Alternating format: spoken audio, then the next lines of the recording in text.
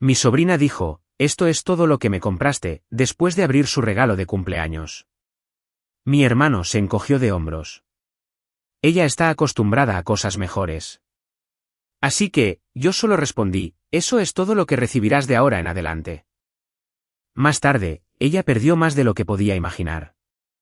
Tengo 32 años, soy gerente de proyectos en una empresa de construcción comercial en Jalisco. Me va bien, no soy rico, pero tampoco tengo apuros económicos. Conduzco una camioneta que ya terminé de pagar, rento un departamento de 2 recámaras y ahorro dinero cada mes. Crecí trabajando muy duro. Nuestro padre falleció cuando yo tenía 19 años, y nuestra abuela prácticamente nos crió después de eso. Ella murió hace 3 años y dejó una pequeña herencia de aproximadamente 3.600.000 pesos, dividida en un fideicomiso, la mitad para mí y la mitad para mi hermano Javier, destinada a la educación de su hija, Sofía. Javier y yo fuimos nombrados cofideicomisarios. Confié en él para manejar el papeleo del día a día porque se ofrecía constantemente para hacerlo. Y, sinceramente, yo estaba ocupado. Eso va a ser importante más adelante. Javier tiene 36 años. A simple vista, parece que le está yendo muy bien. Una casa grande en un fraccionamiento nuevo. Siempre está arrendando algún sedán de lujo alemán, lleva a Sofía de viaje en cada descanso escolar. Su exesposa, Paulina, lo dejó hace unos 2 años y, desde entonces, ha estado en modo de papá consentidor. Todo lo que Sofía quiere, Sofía lo obtiene. Ropa de diseñador a los 12 años, iPad, laptop y un teléfono que cuesta más que mi primer coche. Nunca dije nada al respecto. Su hija, su dinero, sus decisiones. Esa fue mi postura hasta la fiesta de cumpleaños de ella. Sofía cumplió 12 años en abril. Javier organizó una gran fiesta en uno de esos parques de trampolines. Rentó toda la sección trasera, contrató servicio de comida, un pastel personalizado, todo. Yo llegué con un regalo en el que realmente había pensado. Sofía había mencionado unos meses antes que algunas de sus amigas estaban empezando a practicar ciclismo de montaña en los senderos detrás de su escuela.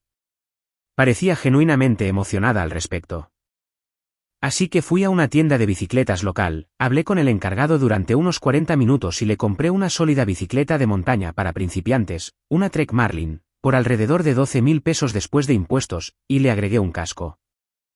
Me sentí bien con el regalo, no por el precio, sino porque realmente había escuchado algo que ella dijo. La fiesta era ruidosa y caótica, como siempre son las fiestas infantiles.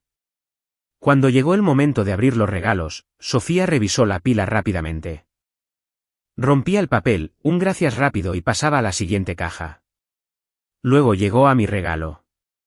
Javier había llevado la bicicleta desde su camioneta con un pequeño moño en el manubrio. Sofía la miró, observó la marca y dijo, lo suficientemente alto como para que literalmente todos en la sección la escucharan, «¿Es todo lo que me compraste?». La sala no quedó en silencio exactamente, pero algunos padres cercanos definitivamente dejaron de hablar. Me quedé parado por un segundo, procesándolo. Antes de que pudiera decir algo, Javier puso su mano en el hombro de ella y se encogió de hombros hacia mí, casual, casi divertido. Está acostumbrada a cosas mejores, hermano. Lo dijo con una pequeña media sonrisa, como si se suponía que yo debía reírme. No me reí. No grité. Caminé hacia la bicicleta, le quité el moño y agarré el manubrio. La cara de Sofía cambió muy rápido. Espera, ¿qué estás haciendo? ¿Te la vas a llevar? Dije, claramente, no está a la altura de tus estándares. Luego miré a Javier. Debe estar muy decepcionada de tenerte como padre. El parque de trampolines se quedó muy silencioso después de eso. La cara de Javier pasó de la presunción al enojo en unos 2 segundos. No me quedé a esperar lo que viniera después. Llevé la bicicleta a mi camioneta, la subí y me fui a casa. Mi teléfono empezó a sonar antes de que llegara a la autopista. Ignoré todo hasta que llegué a casa y me serví una cerveza. Luego llamé a mi amiga Elena, que trabaja conmigo y ha escuchado aproximadamente 900 historias sobre Javier en los últimos años. Entonces, en una escala del 1 al 10, le dije, ¿qué tan malo es que le haya quitado un regalo de cumpleaños a una niña de 12 años frente a 20 personas? Elena no dudó ni un segundo. Depende. ¿Se lo merecía? Le conté lo que pasó. Se quedó en silencio por un momento y luego dijo, Ryan, esa niña no aprendió esa actitud de la nada. Hiciste lo correcto. Una bicicleta de 12.000 pesos. Y ella dice, ¿esto es todo lo que me compraste? Ese es Javier hablando a través de ella. No estaba equivocada, pero aún así me pesaba. No estaba enojado con Sofía. En realidad, no. Tiene 12 años. Ha sido entrenada para pensar de esta manera. Estaba enojado con Javier por inculcarle eso y luego respaldarla frente a todos como si fuera gracioso.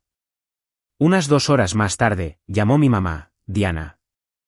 Y si crees que llamó para decir que Javier se había pasado de la raya, necesitas recalibrar tus expectativas sobre mi madre. Ryan, humillaste a esa niña en su cumpleaños. Lleva 1 hora llorando. Javier dijo que hiciste una escena frente a todos sus amigos. Mamá, ella vio un regalo de 12.000 pesos y dijo, ¿es todo lo que me compraste? Javier me dijo que está acostumbrada a cosas mejores. ¿Qué se suponía que hiciera? Disculparte. Es una niña. Tú eres el adulto. Deberías haberlo manejado en privado. ¿Y Javier? ¿Está manejando algo en privado? ¿O sigue enseñándole a su hija que las cosas caras son la base de la decencia humana? Mi mamá se quedó callada. Luego me lanzó el clásico, sabes que tu hermano ha pasado por mucho desde que Paulina lo dejó. Está haciendo su mejor esfuerzo. Dejé que esa frase quedara en el aire por un momento. Luego dije, buenas noches. Pero aquí es donde todo cambió para mí. Estaba acostado en la cama esa noche, repasando todo el asunto. Y un pensamiento que no pude quitarme de la cabeza se me metió en la mente. La casa de Javier, los arrendamientos de los autos, las vacaciones, las fiestas de cumpleaños personalizadas. Paulina tenía un buen trabajo cuando estaban juntos. Pero desde el divorcio, Javier ha sido el único ingreso. Trabaja en ventas farmacéuticas. Le va bien, pero no tan bien. No a nivel de una mansión y un sedán alemán. No había pensado en la herencia de la abuela en meses. Javier se encargaba de los resúmenes anuales, me enviaba un PDF cada enero, yo le echaba un vistazo y seguía adelante. Pero algo en cómo se desarrolló todo el día me hizo querer mirar más de cerca. Abrí mi laptop y la carpeta del fideicomiso. Encontré los últimos 3 resúmenes anuales que Javier me había enviado. Los saldos parecían razonables a primera vista. Luego abrí el acceso al banco, que no había tocado en más de un año, y comparé los números. No coincidían. Ni de cerca. Según los resúmenes que Javier me envió, el saldo del fideicomiso debería haber sido de alrededor de 3.300.000 pesos. Una parte se había destinado a gastos legítimos durante los 3 años. Cuotas de mantenimiento, los honorarios anuales del contador, una pequeña distribución que Javier y yo habíamos acordado el primer año para cubrir algunas de las últimas facturas médicas de la abuela. Todo eso cuadraba. Pero cuando inicié sesión en el portal del banco, el saldo era de 2.360.000 pesos. Faltaban 940.000 pesos. Me quedé mirando la pantalla de mi laptop durante mucho tiempo. Actualicé la página. Cerré sesión y volví a iniciarla. El número no cambió. Comencé a revisar el historial de transacciones línea por línea. Había retiros que nunca había visto. 100.000 pesos por aquí, 160.000 pesos por allá, repartidos en los últimos 2 años en cantidades lo suficientemente irregulares como para que no parecieran un patrón, a menos que estuvieras buscando uno. Cada uno de ellos había sido autorizado con las firmas de ambos fideicomisarios, la mía y la de Javier.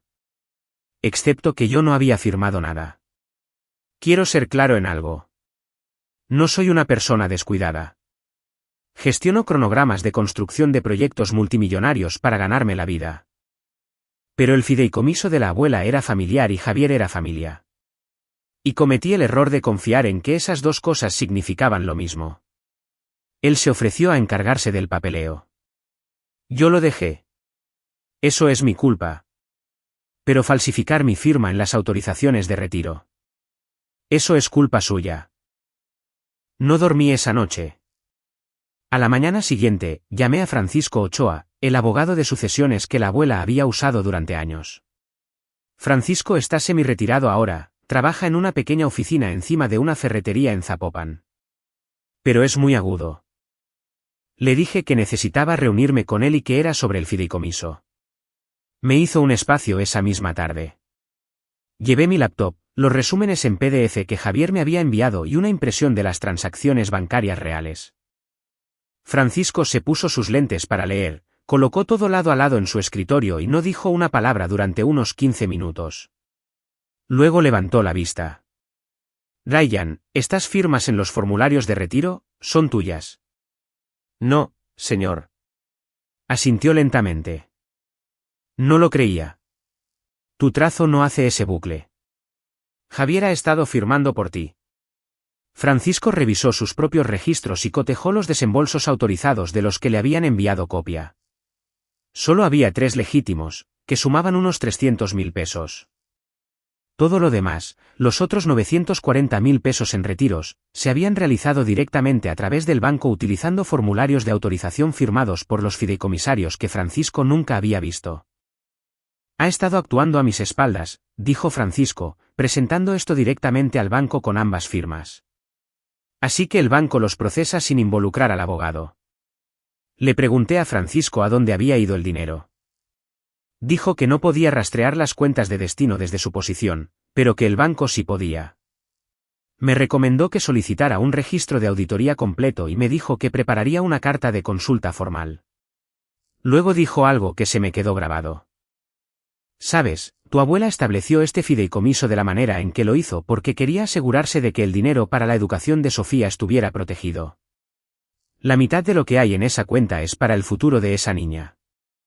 Si Javier ha estado sacando del fondo común, no solo te ha estado robando a ti, ha estado robando a su propia hija. Eso me golpeó de otra manera. Conduje a casa y me senté en mi camioneta en el estacionamiento por un rato. Estaba enojado, obviamente, pero también estaba haciendo lo que siempre hago, que es analizar escenarios. Si confrontaba a Javier ahora, lo negaría, inventaría alguna historia, tal vez incluso convencería a mamá de que yo era el que estaba siendo irrazonable. Ya había visto esa película antes. Necesitaba documentación antes de hacer un movimiento. 2 días después, Javier me llamó. No sobre el fideicomiso, sino sobre la fiesta de cumpleaños. Oye, hermano. Escucha, dijo, y su voz tenía ese tono, el que usa cuando está a punto de ser magnánimo sobre algo que fue completamente su culpa. Sofía se siente muy mal por lo que pasó. Quiere disculparse. ¿Por qué no vienes este fin de semana? Haremos una pequeña cena de reconciliación. Ella puede pedir perdón y podemos dejar esto atrás.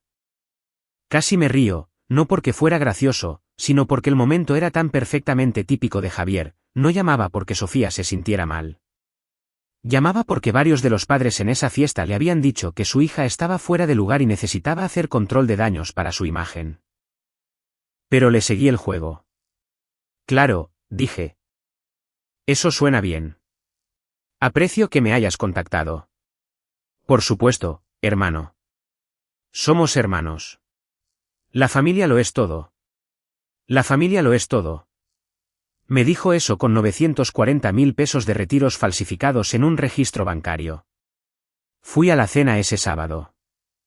Javier había asado carne, me sirvió una cerveza antes de que me sentara, y Sofía salió y me dio una pequeña disculpa ensayada que se notaba que Javier le había indicado. Lamento lo que dije, tío Ryan. Fui muy mal agradecida y debería haber sido más agradecida. Miró a Javier después de terminar, como si esperara una calificación. Gracias, Sofía, dije. Significa mucho. Ella sonrió y volvió a su habitación. Javier se reclinó en su silla y dijo, «Ves, es una buena niña. Solo que a veces se deja llevar». Asentí, tomé un sorbo de mi cerveza y dejé que el silencio hiciera su trabajo. Luego apareció mamá. Entró por la puerta trasera como si hubiera sido invitada, lo cual probablemente era cierto. Me abrazó y dijo que estaba contenta de que estuviéramos dejando esto atrás. La clásica coreografía de Diana. Toda la velada fue una producción diseñada para hacerme sentir que el problema se había resuelto para que todos pudieran volver a fingir que todo estaba bien. En un momento, fui al baño y pasé por la oficina de Javier. La puerta estaba abierta. En su escritorio había una pila de papeles, y justo encima había un sobre del mismo banco que tenía la cuenta del fideicomiso de la abuela. No me detuve a mirar, pero tomé nota mental. Durante la cena, Javier mencionó un viaje que estaba planeando, llevar a Sofía a Cancún durante una semana en el verano. Un nuevo resort, suite con vista al mar, todo el paquete. Mamá estaba entusiasmada con eso. Esa niña se merece un poco de diversión después de todo lo de Paulina. Pensé en los 940.000 pesos. Pensé en el fondo para la educación de Sofía siendo drenado para financiar vacaciones en resorts que ella no recordaría en 5 años. Pensé en la abuela sentada en la mesa de su cocina diciéndonos a Javier y a mí que quería asegurarse de que todos estuviéramos cuidados después de que ella se fuera. Sonreí y dije que sonaba como un gran viaje. El lunes siguiente, Francisco me llamó. Ryan, revisé la cola de transacciones pendientes del banco. Hay una solicitud de retiro con fecha de la semana pasada. 300.000 pesos. Ambas firmas de los fideicomisarios. Supongo que tampoco firmaste esta. No, no lo había hecho. 300.000 pesos más. Mientras yo estaba sentado en su mesa cenando carne y escuchándolo planear unas vacaciones en la playa, Francisco dijo, tenemos que actuar. Si esa solicitud se procesa, la cuenta caerá por debajo del umbral donde el fideicomiso para la educación de Sofía comienza a verse afectado. Está a punto de meterse con el dinero de la universidad de su propia hija. Francisco y yo nos movimos rápido después de esa llamada. Lo primero que hizo fue contactar al banco directamente y solicitar una retención de emergencia sobre el retiro pendiente de 300.000 pesos. Como cofideicomisario, yo tenía la autoridad para marcar una transacción para revisión, y Francisco redactó la carta formal de disputa esa misma tarde. El banco acusó recibo en 48 horas y colocó el retiro en un estado de suspensión pendiente de la verificación de ambas firmas de los fideicomisarios. En lenguaje normal, eso significaba que alguien en el banco iba a mirar realmente mi firma en ese formulario y compararla con mi firma registrada. Por primera vez en 2 años, alguien que no fuera Javier iba a revisar el papeleo. Francisco también solicitó un paquete completo de auditoría al banco, cada formulario de autorización de retiro presentado contra la cuenta del fideicomiso desde la muerte de la abuela. Me dijo que tardaría unas 2 semanas en compilarlo. Mientras tanto, dijo que lo más inteligente que podía hacer era actuar con total normalidad. No le des pistas, dijo Francisco. Si Javier piensa que lo descubriste, podría intentar mover dinero, destruir documentos o inventar una historia antes de que tengamos todo bien atado. Déjale pensar que la cena de cumpleaños arregló las cosas. Así que eso hice. Volví a mi rutina, fui a trabajar, gestioné mis proyectos, fui al gimnasio, respondí a los mensajes de texto de Javier con las mismas respuestas de bajo esfuerzo que siempre le daba. Me envió una foto de un palo de golf que estaba pensando en comprar. Le respondí con un pulgar hacia arriba. Me preguntó si quería ir al partido de softball de Sofía el sábado siguiente. Dije, claro. Ese partido de softball fue algo digno de ver. Me senté en las gradas junto a mamá, que estaba de muy buen humor porque sus 2 hijos aparentemente se estaban llevando bien de nuevo. Javier estaba en el área de la banca siendo el padre ruidoso que grita consejos de entrenamiento desde detrás de la valla. Sofía jugaba en el campo corto y en realidad era bastante buena. Manos rápidas, buen lanzamiento. Durante un descanso entre entradas, Javier subió y se sentó a mi lado. Oye, he estado pensando. Dijo, Sofía va a entrar a primero de secundaria el año que viene. Quiero empezar a mirar algunas de esas secundarias privadas, las que tienen buenos programas de ciencias y tecnología. Creo que sería bueno para ella. Sí, esas no son baratas. No, pero para eso es el fondo de educación de la abuela, ¿no? Lo dijo casualmente, como si estuviera comentando sobre el clima. Tomé un sorbo de mi agua y mantuve los ojos en el campo. Supongo que sí. Estaba pensando que tal vez sacaría algo de ese dinero este verano, para cubrir las cuotas de solicitud, tal vez dar un depósito. ¿Qué te parece? Lo que pensé fue que estaba sentado junto a la persona cuya firma había estado falsificando durante 2 años, pidiéndome casualmente permiso para tomar más dinero. La audacia era casi impresionante. Hablemos con Francisco al respecto, dije. Asegurémonos de hacerlo según las reglas. Javier dudó solo un segundo. Sí, claro. Por supuesto. Cambió de tema después de eso. Me preguntó sobre una obra en la que estaba trabajando. Le di algunos detalles aburridos y él fingió estar interesado. Cosas normales de hermanos en la superficie, pero por debajo, yo estaba contando los días hasta que llegara el paquete de auditoría. Mi amiga Elena notó que estaba distraído en el trabajo esa semana. Estábamos revisando la oferta de un subcontratista juntos y yo seguía perdiendo el hilo en la hoja de cálculo. Ella cerró su laptop y me miró. Muy bien, ¿qué está pasando? Le conté todo. Las firmas falsificadas, los 940.000 pesos, el retiro pendiente, la investigación de Francisco. El rostro de Elena pasó por unas 6 expresiones diferentes en 30 segundos. Ryan, eso no es una disputa familiar. Eso es fraude. Fraude de verdad, para llevarlo a un fiscal. Lo sé. ¿Vas a presentar cargos? Todavía no lo sé. Quiero ver el panorama completo primero. Ella se reclinó en su silla. Estás tomando esto con mucha más calma de lo que yo lo haría. No estoy tranquilo. Simplemente no estoy listo para hacer estallar todo hasta que tenga todo documentado. Si voy contra Javier a medias, encontrará la manera de torcerlo. Siempre lo hace. 2 semanas después, Francisco me llamó a su oficina. El paquete de auditoría había llegado. Lo había extendido sobre toda la mesa de conferencias. Cada formulario de retiro organizado cronológicamente. Ya los había revisado todos. 12 retiros no autorizados en 26 meses, dijo. Un total de 1.168.000 pesos. Cada uno de ellos lleva tu firma y cada uno de ellos es falsificado. Hice que un perito calígrafo le diera un vistazo preliminar.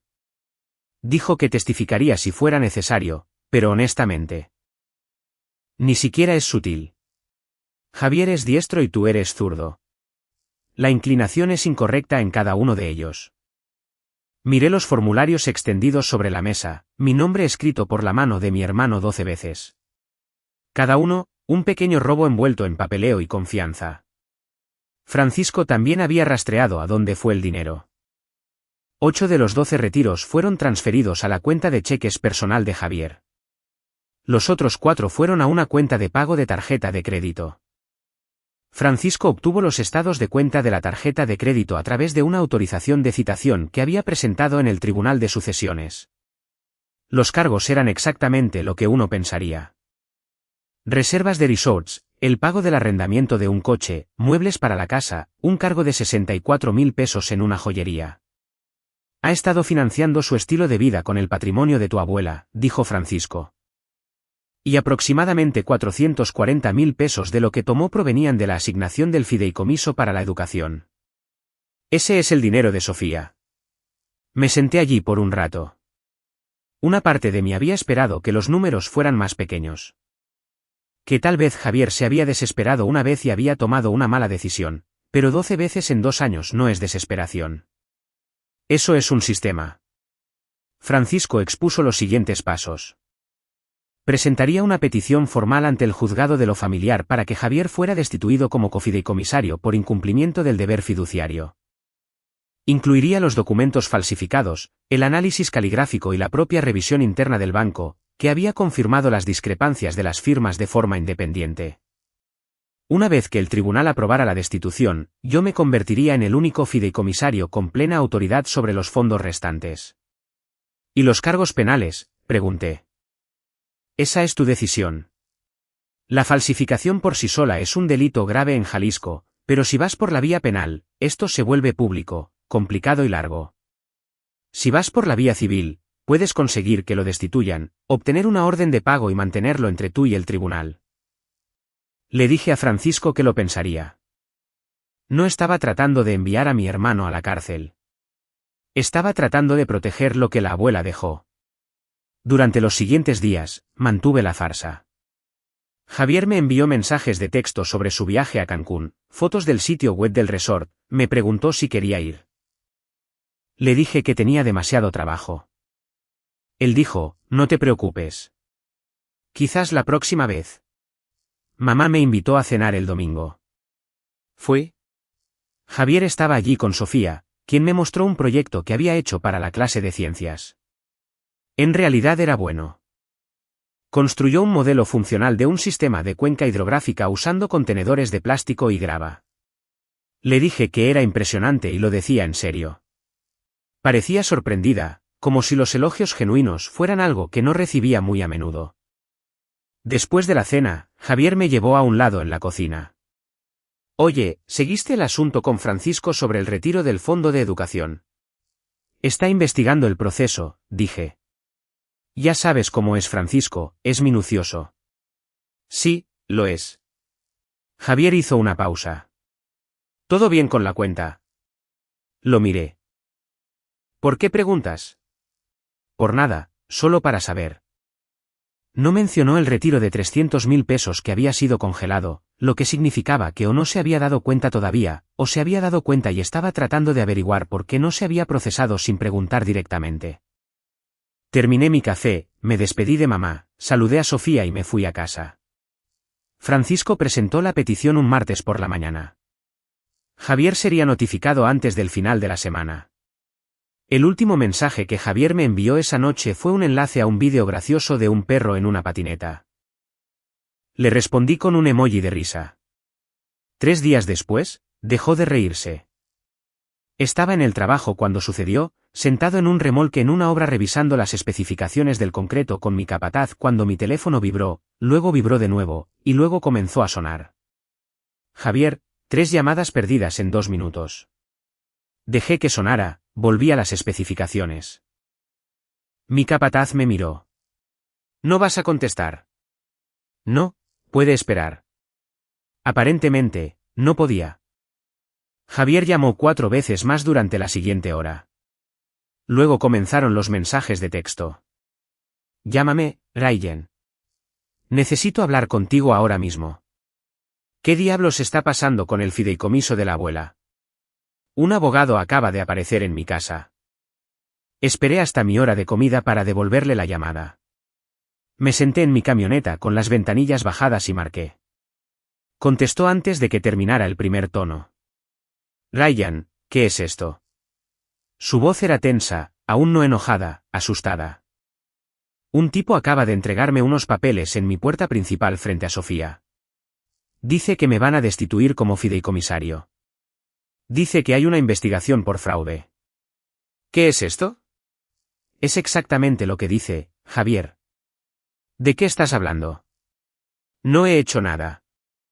Dejé que el silencio se alargara por unos segundos. Luego dije, 12 retiros, 1.168.000 pesos.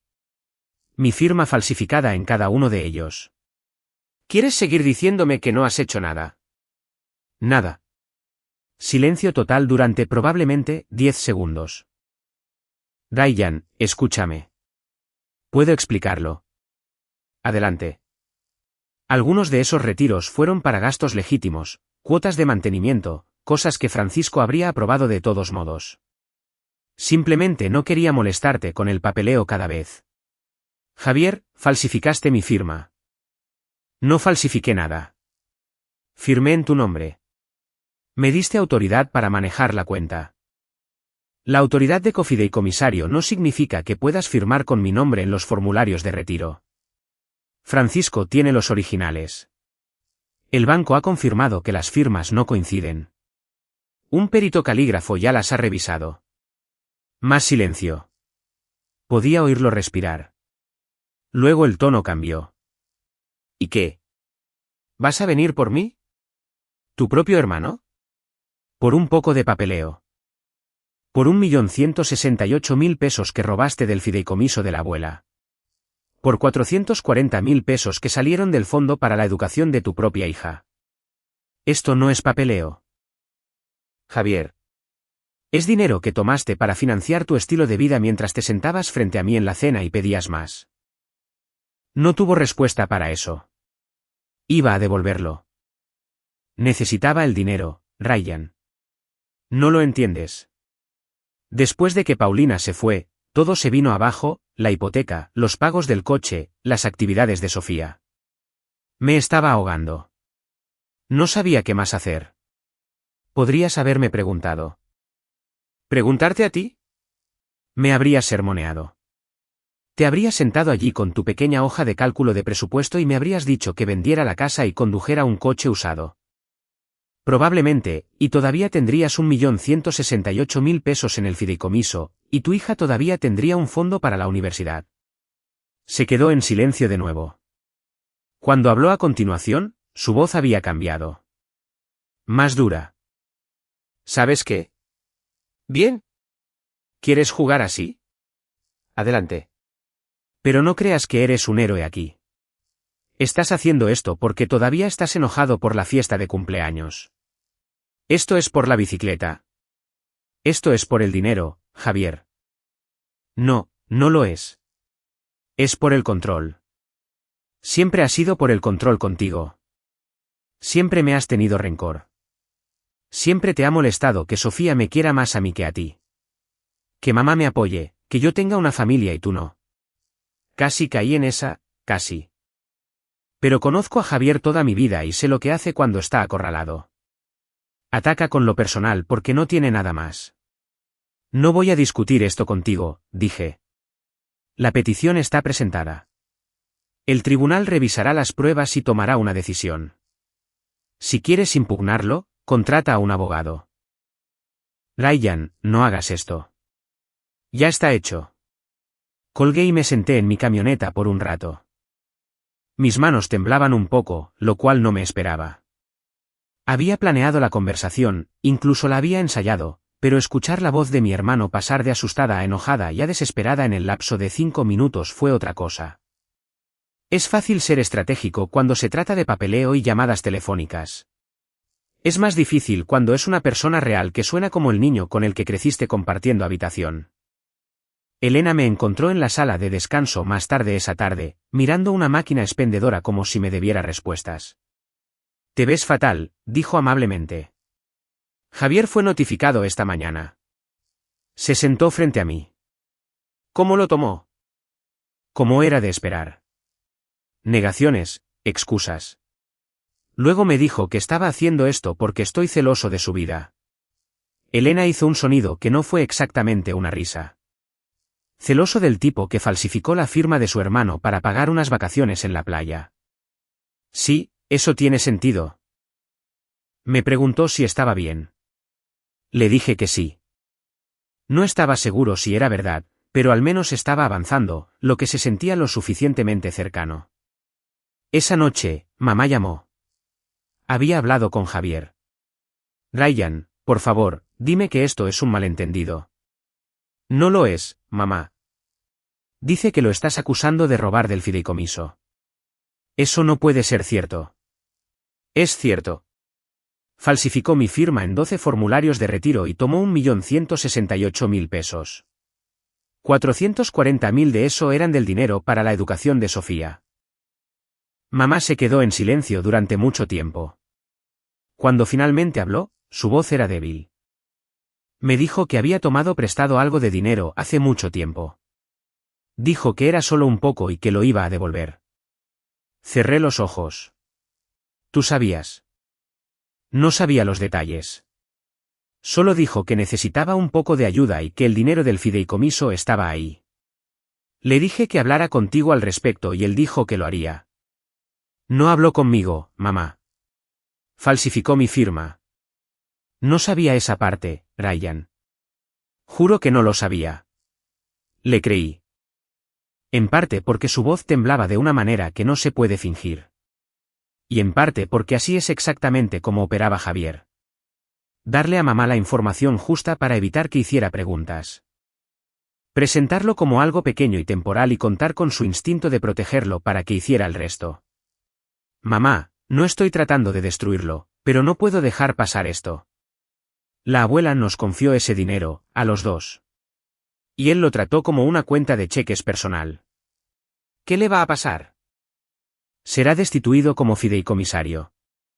Después de eso, resolveremos cómo va a devolver el dinero. Y si no puede, entonces probablemente debería dejar de planear vacaciones en la playa. Ella no tuvo respuesta para eso. Nos despedimos. Pude notar que estaba llorando cuando colgó. Los siguientes 10 días fueron la parte más difícil. Javier intentó de todo. Me llamó 2 veces más, cada vez con una estrategia diferente. La primera llamada fue de disculpa, casi llorosa, diciendo que había cometido un terrible error y que solo necesitaba tiempo para arreglarlo. La segunda llamada fue agresiva, diciéndome que estaba destrozando a la familia y que la abuela se avergonzaría de mí. No me involucré en ninguna de las dos. Le dije que se comunicara a través de Francisco y lo dejé así. Mamá intentó mediar en una reunión. Simplemente siéntense con él cara a cara, los tres, y hablen de esto como una familia. Le dije que el momento para las conversaciones familiares fue antes de que falsificara mi nombre, no después. Luego, un miércoles por la mañana, Francisco me llamó al trabajo. Su voz era firme, pero había algo debajo de ella. ¿Satisfacción, tal vez? El banco completó su revisión interna, dijo. Las 12 firmas han sido marcadas como inconsistentes con tu espécimen registrado. Han emitido un hallazgo formal de transacciones no autorizadas y han enviado su informe al juzgado de lo familiar. El juez lo tiene ahora. El banco lo había confirmado por escrito, oficialmente. 12 firmas falsificadas, 1.168.000 pesos en retiros no autorizados, todo documentado y entregado al tribunal que decidiría si Javier mantenía su nombre en el fideicomiso de la abuela. Francisco dijo que el juez programaría una audiencia en 2 semanas. Le di las gracias y colgué. Luego me senté en mi escritorio y miré la pared por un rato. Ahora era real. No más movimientos silenciosos. No más seguir el juego en las cenas familiares. La evidencia estaba frente a un juez y no había ninguna versión de esto en la que Javier pudiera salir hablando. La audiencia fue un jueves. Francisco y yo llegamos temprano. La sala del juzgado de lo familiar era pequeña, tranquila, nada como lo que se ve en la televisión. Solo un juez, un secretario, unas pocas filas de sillas de madera e iluminación fluorescente que hacía que todos se vieran ligeramente enfermos. Javier apareció con un abogado que no reconocí. Un tipo con un traje gris que parecía haber sido informado sobre el caso unos 45 minutos antes. Javier llevaba una camisa de botones sin corbata, que por alguna razón es el detalle que más recuerdo. Se veía cansado. No me miró cuando entró. Mamá también estaba allí. Se sentó en la última fila sola con su bolso en el regazo, mirando al frente como si estuviera en la iglesia. Francisco presentó el caso de manera clara y sin drama. 12 retiros no autorizados por un total de 1.168.000 pesos. Firmas falsificadas del cofideicomisario en cada formulario de autorización, verificación bancaria que confirma que las firmas eran inconsistentes con el espécimen registrado. Un análisis caligráfico preliminar, estados de cuenta de tarjetas de crédito y bancarios que mostraban que los fondos se utilizaron para gastos personales. Un desglose detallado que mostraba que 440.000 pesos del monto retirado provenían de la asignación designada para el fideicomiso de educación de Sofía. El abogado de Javier intentó argumentar que Javier había actuado de buena fe como cofideicomisario y creía que tenía autorización implícita para administrar la cuenta en nombre de Ryan. El juez le preguntó si la autorización implícita incluía firmar con el nombre de otra persona. El abogado no tuvo una gran respuesta para eso. A Javier se le dio la oportunidad de hablar. Se puso de pie y dijo que había cometido errores, que la presión de ser padre soltero lo había abrumado y que siempre había tenido la intención de devolver el dinero. Dijo que amaba a su abuela y que nunca habría deshonrado su memoria intencionadamente. El juez escuchó. Luego le hizo una pregunta a Javier. Señor Velasco, ¿en cuántas ocasiones informó a su cofideicomisario de estos retiros antes de que se realizaran? Javier miró la mesa. ¿Ninguna? ¿Y en cuántas ocasiones informó al abogado del fideicomiso? ¿Ninguna? El juez asintió. No necesitaba escuchar nada más. Dictó su fallo desde el estrado. Javier fue destituido formalmente como cofideicomisario del patrimonio con efecto inmediato. Fui nombrado fideicomisario único con plena autoridad sobre todos los fondos restantes. El tribunal ordenó una contabilidad completa del 1.168.000 pesos en retiros no autorizados y ordenó a Javier que presentara un plan de restitución en un plazo de 60 días. Javier se sentó y se tapó la boca con la mano. Su abogado se inclinó y le susurró algo. Mamá no se había movido de la última fila. Podía ver cómo le temblaban los hombros. Después de la audiencia, Francisco llevó al abogado de Javier a un lado en el pasillo y le hizo la oferta que yo ya había aprobado. Restitución total de 1.168.000 pesos estructurada en 5 años con cuotas mensuales, sin intereses. A cambio, yo no presentaría cargos penales por falsificación, y Javier firmaría una renuncia voluntaria a cualquier futura reclamación sobre la distribución del patrimonio. Cada peso al que tenía derecho del fideicomiso restante se redirigiría al Fondo de Educación de Sofía. No era generoso. Era práctico. Que Javier fuera a la cárcel no devolvía el dinero. Un plan de pago sí. Y redirigir su parte al Fondo de Educación de Sofía significaba que la persona más perjudicada por todo esto al menos saldría del otro lado con algo. El abogado de Javier me llamó al día siguiente y dijo que Javier aceptaría los términos. No me sorprendió. No tenía ninguna ventaja y lo sabía. El papeleo se firmó la semana siguiente. Francisco reestructuró el fideicomiso, añadió protecciones que deberían haber estado allí desde el principio, requisitos de doble firma con verificación independiente, auditorías trimestrales y un límite estricto para cualquier desembolso único sin la aprobación del tribunal. Establecí el Fondo de Educación de Sofía como una cuenta protegida separada que nadie, incluyéndome a mí, podía tocar sin que tanto el banco como la oficina de Francisco dieran su aprobación. Mamá y yo no hablamos durante unas 3 semanas después de la audiencia. Cuando finalmente llamó, no fue para disculparse exactamente, pero estuvo cerca. Dijo que debería haber hecho más preguntas. Dijo que se había permitido creerle a Javier porque era más fácil que imaginar la alternativa. Me preguntó si la odiaba. Le dije que no. Le dije que entendía por qué había hecho lo que hizo, pero que entenderlo y aceptarlo eran cosas diferentes. Le dije que la quería y que necesitaba algo de tiempo. Ella dijo, está bien. Javier no me contactó durante casi 2 meses. El primer pago de restitución llegó a la cuenta puntualmente. Luego el segundo, estaba haciendo los pagos, lo cual era más de lo que esperaba, sinceramente. La llamada llegó un domingo por la noche en septiembre. Casi no contesto, pero algo me dijo que lo hiciera. Hola, dijo. Su voz era baja.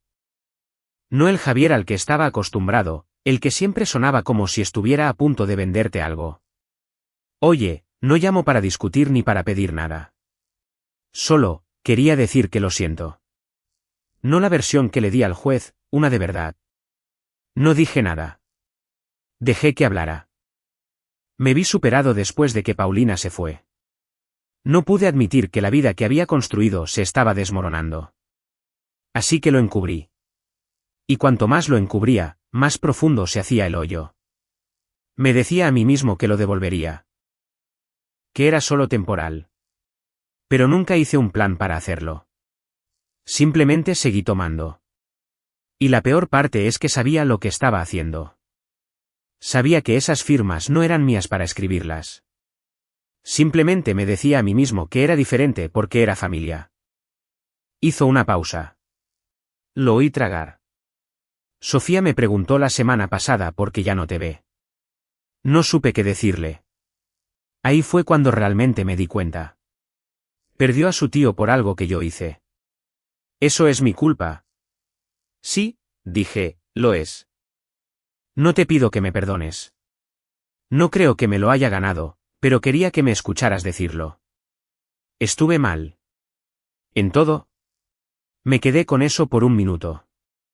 Fue lo más honesto que Javier había sido conmigo en años, quizás nunca. Aprecio que digas eso, dije. Lo digo en serio. Pero no estoy listo para volver a la normalidad. La confianza no es algo que se reconstruye con una llamada telefónica. Lo sé. Haz tus pagos. Cuida de Sofía. Deja de intentar parecer rico y empieza a ser realmente estable. Eso es lo que ella necesita de ti. Lo sé, dijo de nuevo. Más bajo esta vez. Colgamos. No me sentí genial después, pero sentí que algo cambiaba. No el perdón. Todavía no. Quizás solo la primera grieta en el muro. Sofía me contactó en octubre. Me envió un mensaje de texto, lo cual era nuevo. Nunca me había enviado un mensaje directamente antes. Hola, tío Ryan. Papá dijo que debería darte algo de espacio, pero extraño pasar el rato contigo. ¿Podemos ir por un helado alguna vez? Miré ese mensaje durante mucho tiempo. 12 años y le envía un mensaje a su tío distanciado pidiéndole un helado porque su padre hizo estallar a la familia. Nada de esto fue culpa suya. Ni la fiesta de cumpleaños, ni el derecho que sentía, ni el hecho de que el dinero destinado a su futuro se había gastado en vacaciones en resorts que nunca recordaría. Le respondí, sí, Sofía, me gustaría mucho. Fuimos el sábado siguiente. Pidió masa de galleta en un cono de waffle y me contó sobre su equipo de softball y el libro que estaba leyendo para la clase de español. No mencionó la fiesta de cumpleaños, ni la bicicleta, ni nada de los asuntos familiares. Solo era una niña comiendo helado y hablando con su tío. Cuando la dejé, dijo, gracias, tío Ryan. Y luego, casi como una ocurrencia tardía. Lamento lo de la bicicleta. Estaba siendo una mocosa. Sí, lo eras, dije. Pero tienes 12 años. Es parte de la descripción del trabajo. Se rió. La primera risa real que le había escuchado en mucho tiempo. Fui a casa, me serví un café y me senté en mi porche. El aire se estaba enfriando y los árboles de enfrente se estaban volviendo de colores. Habían pasado unos 6 meses desde la fiesta de cumpleaños. 6 meses desde que una bicicleta de 12.000 pesos abrió algo que se había estado pudriendo debajo de mi familia durante años. No voy a fingir que todo es genial. Javier y yo somos cordiales pero distantes. Mamá me llama todas las semanas y contesto la mayoría de las veces. Sofía y yo vamos por helado unas 2 veces al mes ahora y he empezado a ir a sus partidos de softball de nuevo.